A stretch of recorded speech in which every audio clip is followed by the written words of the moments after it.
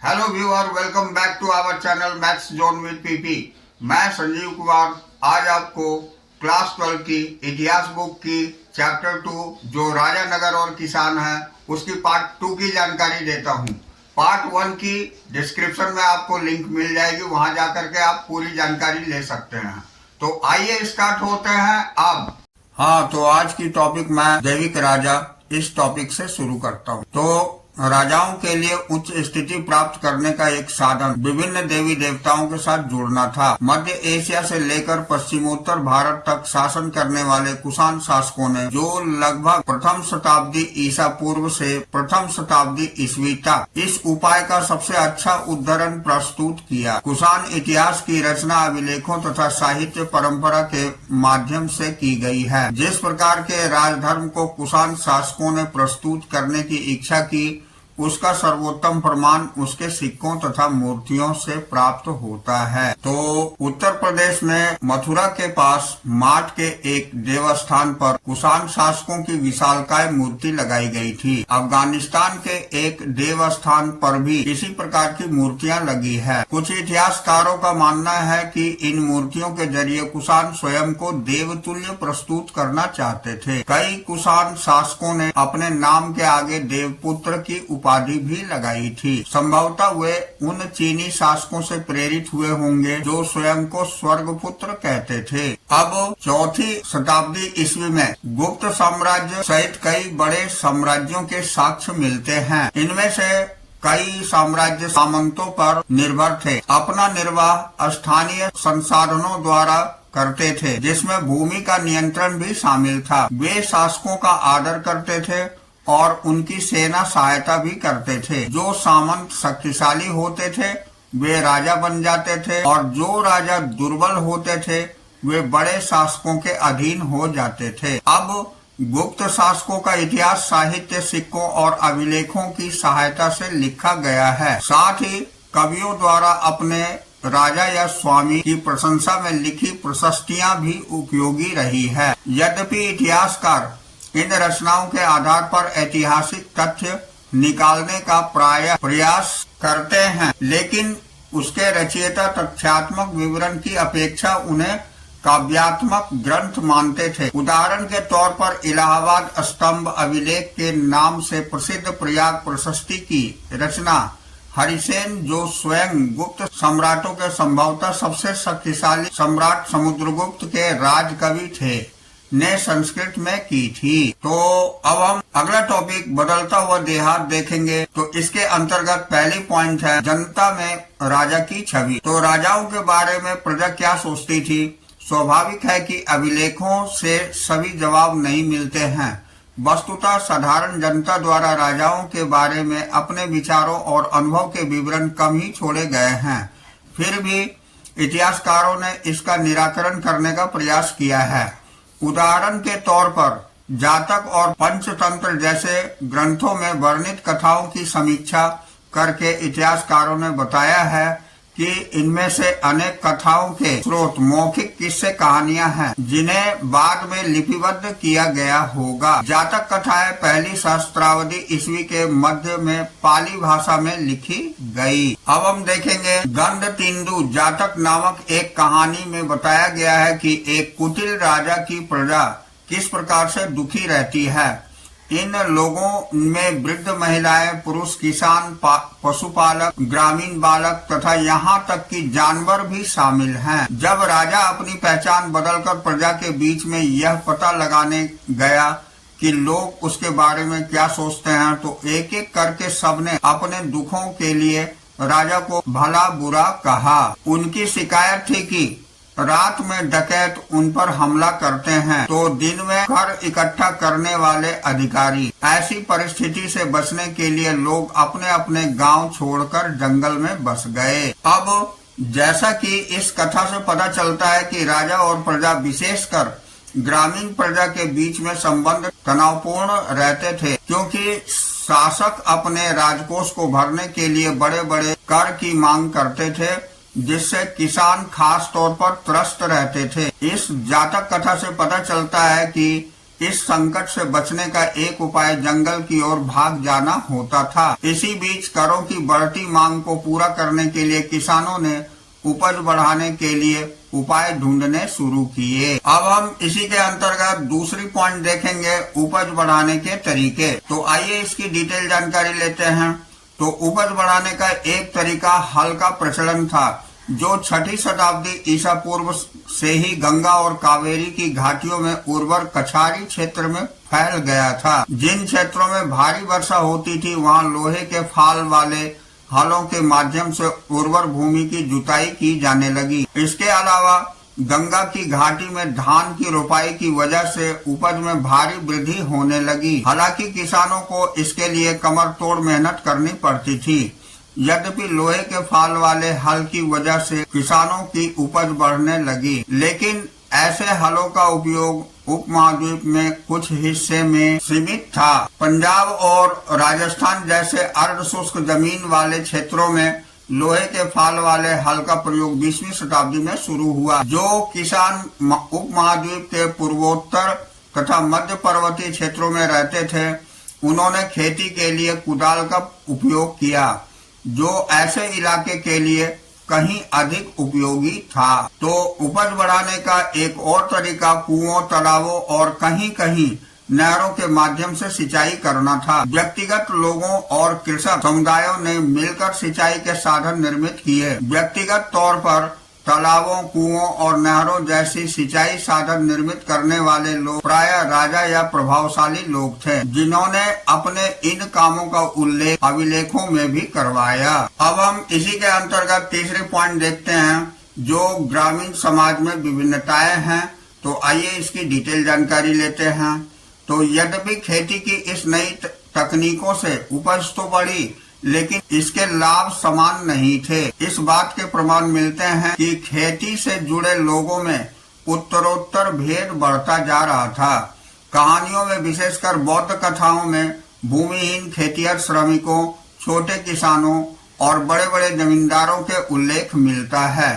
पाली भाषा में गहपति का प्रयोग छोटे किसानों और जमींदारों के लिए किया जाता था। बड़े बड़े जमींदार और ग्राम प्रधान शक्तिशाली माने जाते थे, जो प्रायः किसानों पर नियंत्रण रखते थे।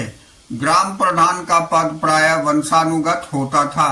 आरंभिक तमिल संगम साहित्य में भी गांवों में रहने वाले विभिन्न वर्गों के लोगों का उल्लेख है, जैसे कि वेल्लालर या बड़े जमींदार, हलवाहा या उल्लर और दास अणिमई। यह संभव है कि वर्गों की यह विभिन्न भूमि के स्वामित्व, श्रम और नई प्रौद्योगिकी के उपयोग पर आधारित हो। तो ऐसी परिस्थिति में भूमि का स्वामित्व महत्वपूर्ण हो गया, जिसकी चर्चा प्रायः विधि ग्रंथों में की जाती थी। अब हम इसके अंतर्गत चौथे पॉइंट, जो भूमि दान और एक संभ्रांत ग्रामीण है, उसकी जानकारी लेते हैं। तो ईस्वी की आरंभिक शताब्दियों से भी भूमिदान के प्रमाण मिलते हैं।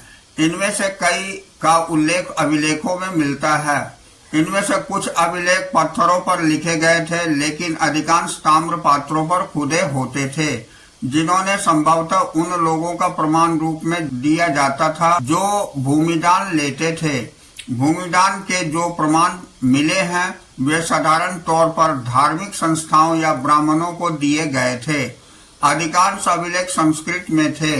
विशेषकर 7वीं शताब्दी के बाद अभिलेखों के कुछ अंश संस्कृत में है और कुछ तमिल और तेलुगु जैसी स्थानीय भाषाओं में है। आइए एक ऐसे अभिलेख पर ध्यान से विचार करें। तो प्रभावती गुप्त आरंभिक भारत में एक सबसे महत्वपूर्ण शासक चंद्रगुप्त द्वितीय, जो लगभग 375 से 415 ईस्वी पुत्री थी। उसका विवाह दक्कन पठार के वाकाटक परिवार में हुआ था, जो एक महत्वपूर्ण शासक वंश था। संस्कृत धर्मशास्त्र के अनुसार महिलाओं को भूमि जैसी संपत्ति पर स्वतंत्र अधिकार नहीं था, लेकिन एक अभिलेख से पता चलता है कि प्रभावती भूमि की स्वामी थी और उसमें दान भी किया था। उसका एक कारण यह हो सकता है क्योंकि वह एक रानी यानी आरंभिक भारतीय इतिहास की जात कुछ रानियों में से एक थी और इसलिए उसका यह उदाहरण एक बिरला ही रहा हो। यह भी संभव है कि धर्मशास्त्रों को हर स्थान पर समान रूप से लागू नहीं किया जाता हो। तो अब हम देखते हैं, अभिलेख से हमें ग्रामीण प्रजा का भी पता चलता है। इसमें ब्राह्मण, किसान तथा अन्य प्रकार के वर्ग शामिल थे जो शासक या उनके प्रतिनिधियों को कई प्रकार की वस्तुएं प्रदान करते थे। अभिलेख के अनुसार इन लोगों को गांव के नए प्रधान की आज्ञाओं का पालन करना पड़ता था और संभवतः अपने भुगतान उसे ही देने पड़ते थे। इस प्रकार भूमिदान अभिलेख देश के कई हिस्सों में प्राप्त हुए हैं। क्षेत्रों में दान में दी गई भूमि की माप में अंतर है। कहीं कहीं छोटे छोटे टुकड़े तो कहीं कहीं बड़े बड़े क्षेत्र दान में दिए गए हैं। साथ ही भूमिदान में दान प्राप्त करने वाले लोगों के अधिकारों में भी क्षेत्रीय परिवर्तन मिलते हैं। इतिहासकारों ने भूमिदान का प्रभाव एक गर्म वाद विवाद का विषय बना हुआ है। कुछ इतिहासकारों का मानना है कि भूमिदान शासक वंश द्वारा कृषि को नए क्षेत्र में प्रोत्साहित करने की एक रणनीति थी, जबकि कुछ का कहना है कि भूमिदान से दुर्बल होते राजनीतिक प्रभुत्व का संकेत मिलता है, अर्थात राजा का शासन सामंतों पर दुर्बल होने लगा तो उन्होंने भूमिदान के माध्यम से अपने समर्थक जुटाने प्रारंभ कर दिए। उनका यह भी मानना है कि राजा स्वयं को उत्कृष्ट स्तर के मानव के रूप में प्रदर्शित करना चाहते थे।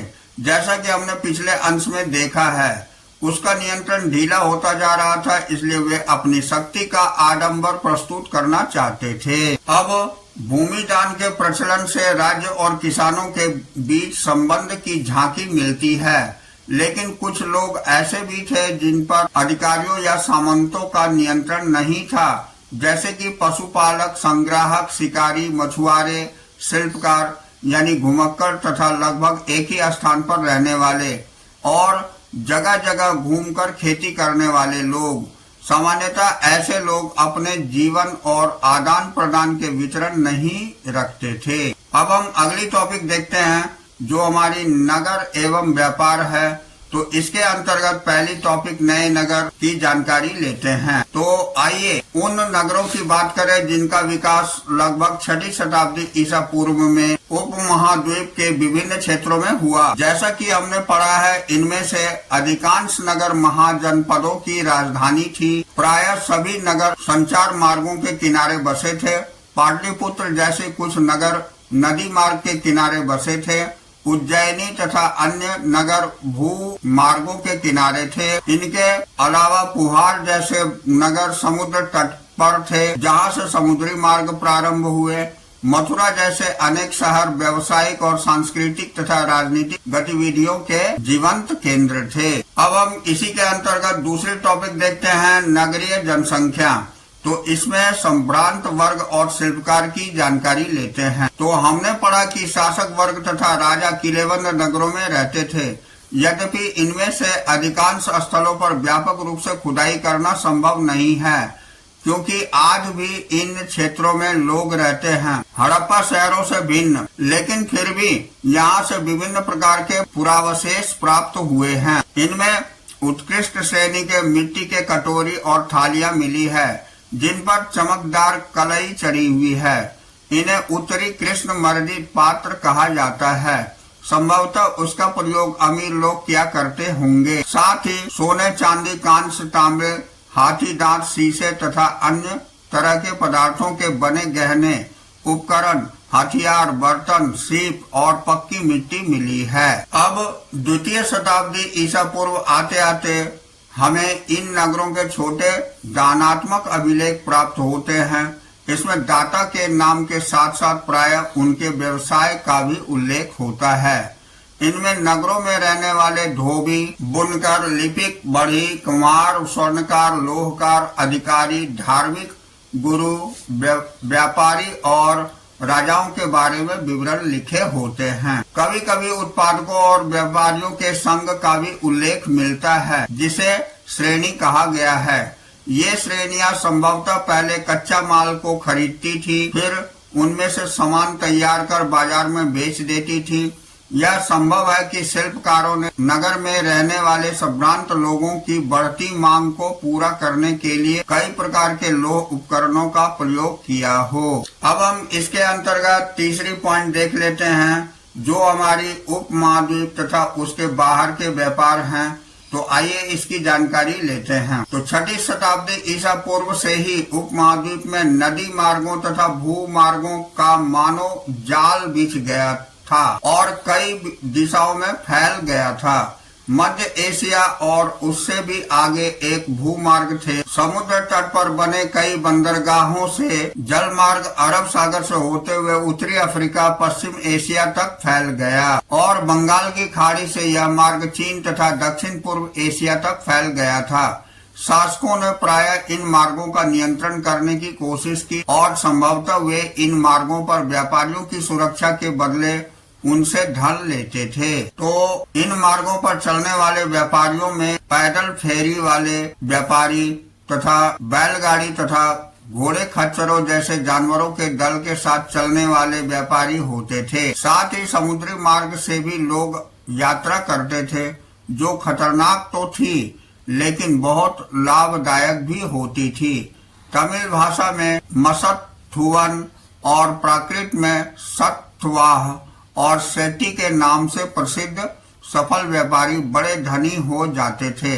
नमक, अनाज, कपड़ा, धातु और उससे निर्मित उत्पाद, पत्थर, लकड़ी, जड़ी बूटी जैसे अनेक प्रकार के सामान एक स्थान से दूसरे स्थान तक पहुंचाए जाते थे। रोमन साम्राज्य में काली मिर्च और मसाले, अपने कपड़ों और जड़ी बूटियों की भारी मांग थी। इन सभी वस्तुओं को अरब सागर के रास्ते भूमध्य क्षेत्र तक पहुंचाया जाता था। तो आज की क्लास मैं यहीं ओवर करता हूं। अगले दिन फिर अगली पार्ट में हम इसके आगे पॉइंट से चलेंगे, जो हमारी सिक्के और राजा होंगे। तो इसके पहले पार्ट का लिंक आपको डिस्क्रिप्शन में मिल जाएगी, जहां जाकर के आप फर्स्ट पार्ट और सेकंड पार्ट की जानकारी ले पाएंगे। अगले दिन फिर हम अगली पार्ट से मिलेंगे। So that's all for today. We will meet again on the next class.